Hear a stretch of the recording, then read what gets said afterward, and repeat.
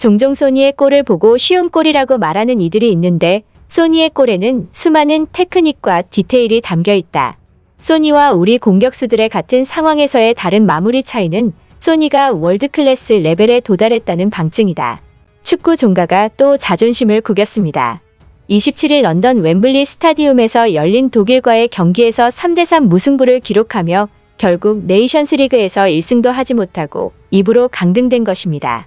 2018-2019 시즌부터 2년마다 치르기 시작해 세 번째를 맞은 네이션스 리그에서 잉글랜드가 리그비로 강등된 건 이번이 처음입니다. 양팀은 전반 내내 팽팽하게 맞섰습니다.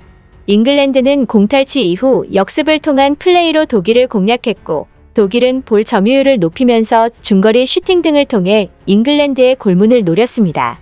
하지만 양팀 모두 득점을 만들어내지 못하면서 0대0으로 전반이 마무리됐습니다. 후반은 전반과 전혀 다른 난타전 양상으로 전개됐습니다.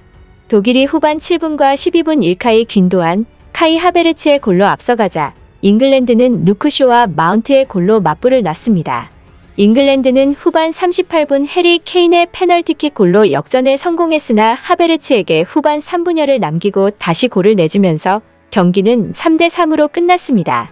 잉글랜드는 홈 구장에서 분위기 반전을 노렸으나 결국 승리를 챙기지 못한 채 경기를 마치게 됐습니다.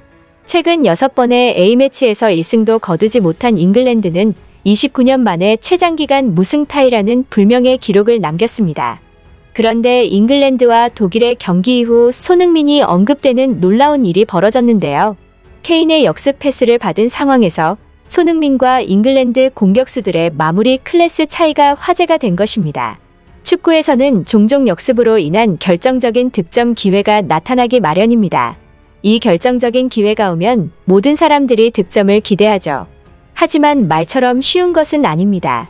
아무리 공간이 많이 있더라도 이런 상황에서 득점을 하려면 상대 수비에 따라잡히지 않을 만한 스피드, 공을 안정적으로 몰고 갈 수 있는 볼 컨트롤과 보름반 능력, 그리고 침착한 골 결정력 등 꽤 많은 높은 수준의 능력들이 요구되기 때문입니다.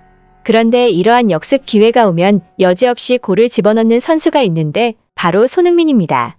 영국 현지에서 케인의 결정적 패스를 받은 사카의 마무리를 보며 손흥민의 클래스를 언급하고 있는 이유이고 특히 그들은 똑같은 두 장면에 주목했습니다. 카운터 어택 패스를 받은 상황이었고 역습을 시작하는 지점도 비슷했는데 두 선수는 완전히 다른 마무리를 보여준 것입니다. 이를 보고 현지 팬들은 이것이 클래스 차이구나. 그렇지. 진짜 월드 클래스는 다른 나라에 있었네. 손캐듀오를 잉글랜드에서도 볼 수 있었으면 얼마나 좋았을까라는 반응을 보였습니다.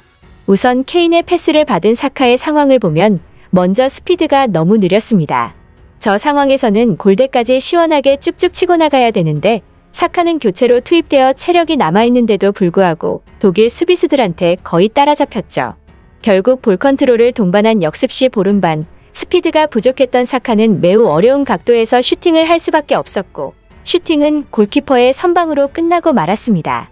하지만 손흥민의 경우에는 완전히 다른 장면을 보여줬는데 우선 엄청난 스피드를 보여줬고 특히 여기서 제일 중요한 것은 보름반하는 과정에서 스피드가 떨어지지 않았습니다.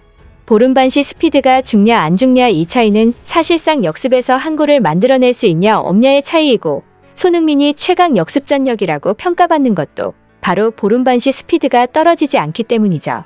게다가 손흥민은 스피드를 죽이지 않으면서도 드리블 방향을 미세하게 중앙 쪽으로 틀면서 전진하는 테크닉을 선보였고 그 결과 사카의 경우보다 훨씬 더 수월한 슈팅각을 만들 수 있었습니다. 손흥민은 결국 득점에 성공했죠.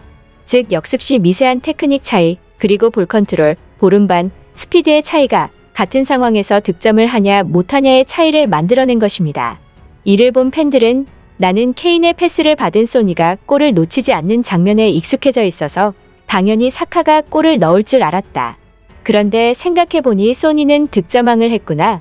케인은 환상적인 원터치 패스를 하고 나서 패스를 받는 사람이 소니가 아니라 사카라는 것을 깨닫고 절망했을 것이다. 소니가 아주 쉽게 넣은 것 같은 골들을 하나하나 자세히 보면 결코 쉽지 않은 골들이라는 것을 알 수 있다. 소니와 비교하며 사카를 비판할 게 아니라 소니의 클래스를 칭찬해야 할 일이다. 라는 반응을 보였습니다. 한편 손흥민은 토트넘 구단 영입생 중 최고의 선수 10명에 선정돼 이목을 끌고 있습니다. 풋볼 런던은 27일 토트넘 최고의 EPL 이적 사업이라는 제목으로 1992년 EPL 출범 이후 토트넘이 영입했던 수백 명의 선수 중에서 최고의 선수 10명을 뽑았습니다.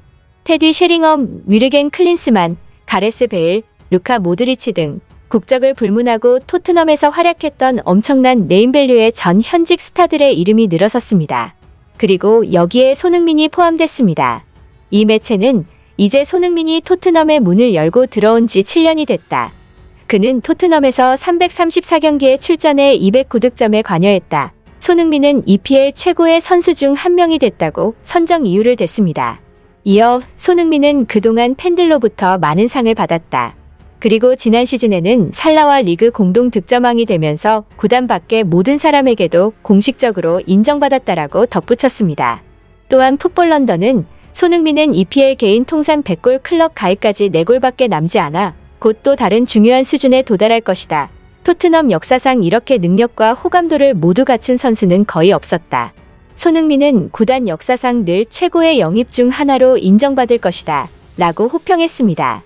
풋볼 런던의 보도처럼 토트넘이 손흥민에게 리빙 레전드의 대우를 해주길 바랍니다. 끝까지 시청해주셔서 감사합니다. 다음에 또 찾아뵙겠습니다.